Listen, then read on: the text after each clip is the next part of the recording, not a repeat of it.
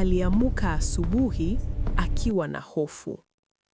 Usiku uliopita aliona kitu cha ajabu sana. Alifungua tena video ya kamera yake.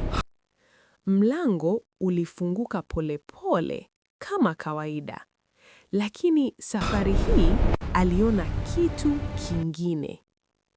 Kivuli kilikuwa nyuma yake, na kila sekunde kilikuwa kinamsogelea zaidi. Eli alihisi baridi kali mwilini. Usiku ulipofika tena, Eli aliamua kurudi kwenye korido. Lakini alipofika hakuona mlango ule. Badala yake kulikuwa na ngazi za zamani zinazoshuka chini ya nyumba.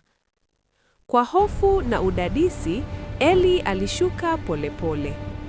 Chini kulikuwa na basement ya zamani iliyojaa vumbi na sanduku zilizooza. Kwenye ukuta kulikuwa na picha za zamani. Moja ya picha hizo ilimfanya Eli asimame ghafla. Ilikuwa picha ya mtu aliyefanana naye kabisa.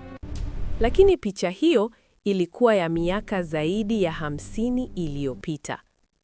Baadaye Eli alikutana na jirani yake Bi Amina. Bi Amina alimwangalia kwa macho ya wasiwasi. Kisha akamwambia kuwa nyumba hiyo ina historia ya ajabu.